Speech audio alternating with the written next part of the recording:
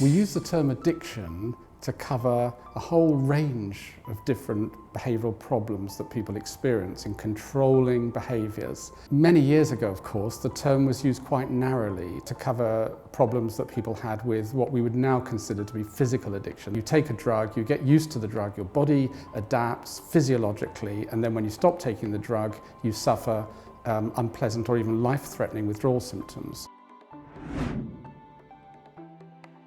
We no longer use the term in that way for a very good reason, and that is we've come to understand that there's actually a wide range of different kinds of behaviours which fall into this broad category that we want to call addiction, because the real problem is not the withdrawal symptoms per se, but it's what happens to the person's free will, if you like, what happens to the choices that they make, the behaviours that they engage in. We now recognise that addiction covers things that don't even involve drugs. Gambling, for example, some forms of internet use, and even issues such as eating disorders or obesity. So there is this general term that we're now using to describe a behavioural problem in which there's a powerful motivation to engage in a behaviour which has been learnt through experience and which is causing harm. The way that society treats them affects the problems that the users experience.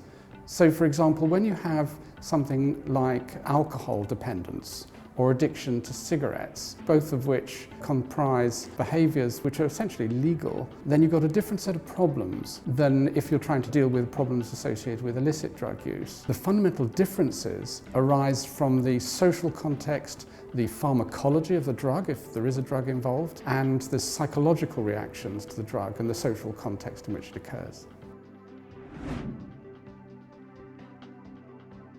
The way we understand addiction affects what we do to try to combat it. Let's say you're a politician or working in an agency that's involved in interventions to try to combat addiction. If your model of addiction is that it is fundamentally about choice, about free choice that addicts make, then you will engage in a certain kind of intervention. You will engage in interventions that affect that choice. For example, you'll use the criminal justice system, you'll use taxation, you'll use mass media campaigns to try to tackle the problem. If you're someone who believes that addiction is fundamentally a brain disease, then it's a different set of interventions. You will try to look for better drugs to help people to stop, or better behavioural support programs to treat this disease process.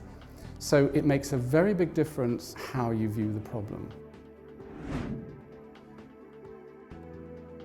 The reason for writing a book on models of addiction is that everyone, whether it's the lay public, politicians, researchers, clinicians, all have an idea about what they understand by addiction. And there's about as many ideas as there are people. And really what we need to do is to bring all these together into a more comprehensive and coherent framework so that we can actually do a much better job of tackling the problem.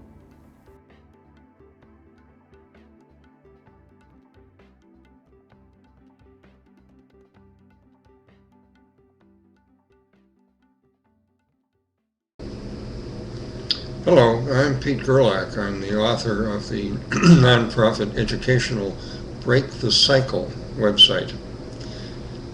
I've been a family therapist for 31 years. I've been on the planet for 73 years.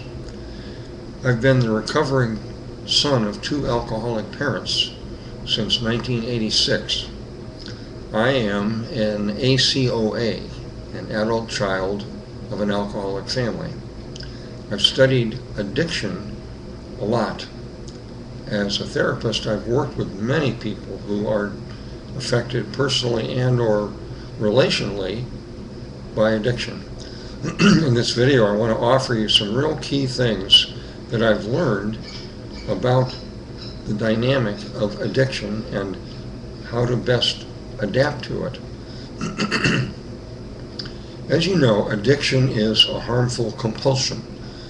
A compulsion is a kind of physical action that cannot be controlled by willpower. It ranges from minor to major. For instance, some people have the compulsion of washing their hands 20 times a day. You can debate whether that's harmful or not.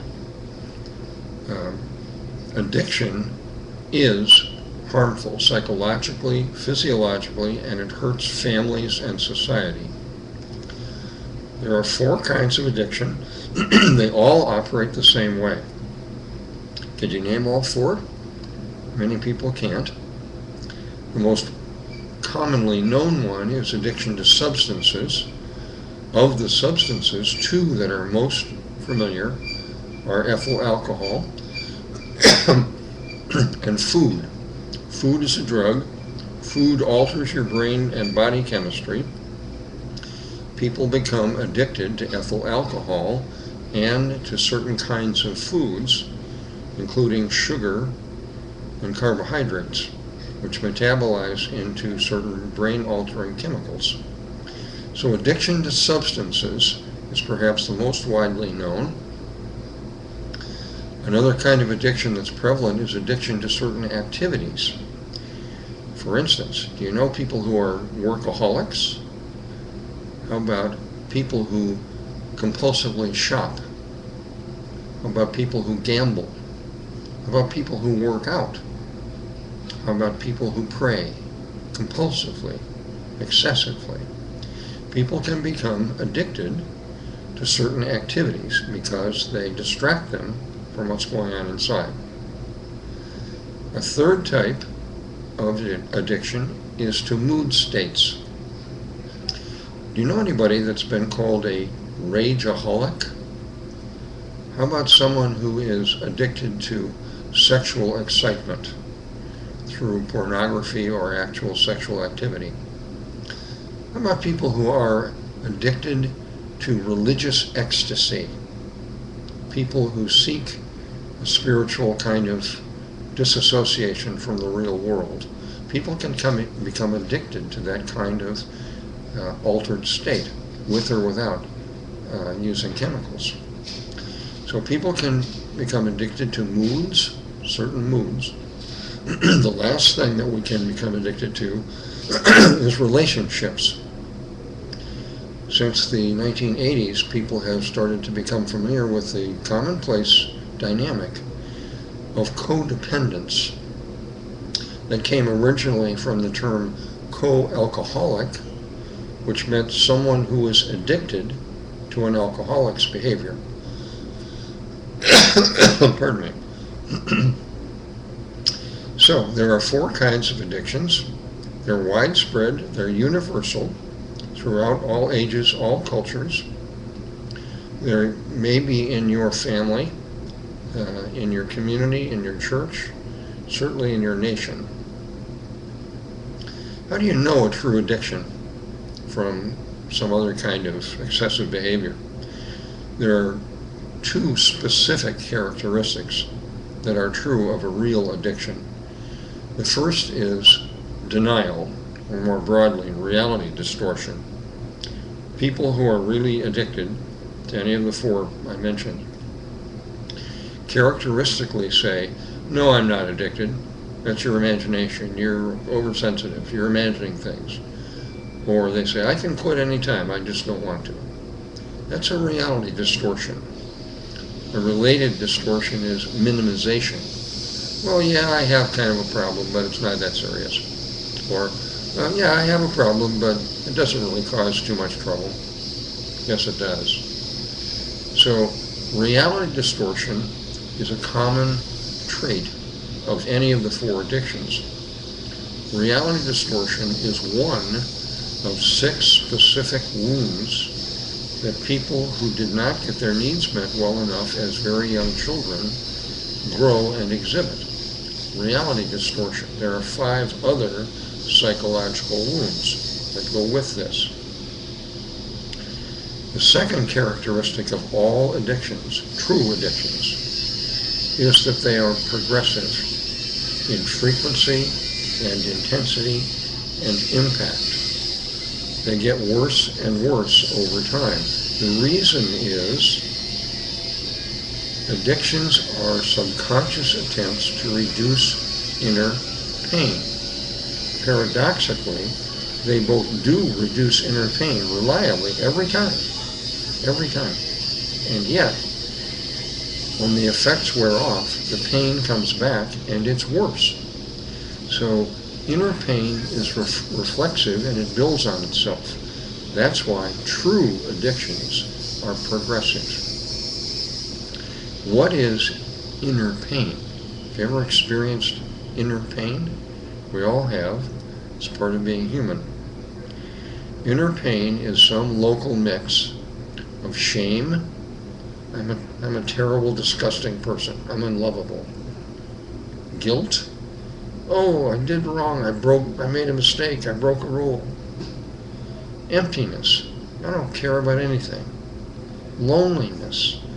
I'm not connected to anybody. Sadness. I'm so sad. I lost something or other. These are common, inescapable sources of psychological discomfort. Put them together in some unique mix, and they can be globally called inner pain. Inner pain ranges from moderate to intense, and from situational to chronic. Chronic inner pain, which comes from having a traumatic childhood, motivates people to find any way they can to reduce it.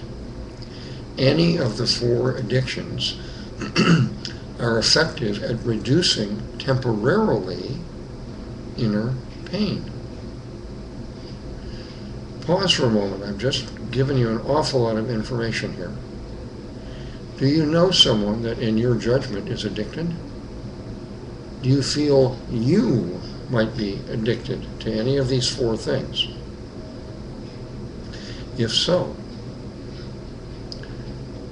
how does what I've just told you affect you? You do not have a damaged personality, though you may be carrying psychological wounds. You do not have a disease. You are not sick.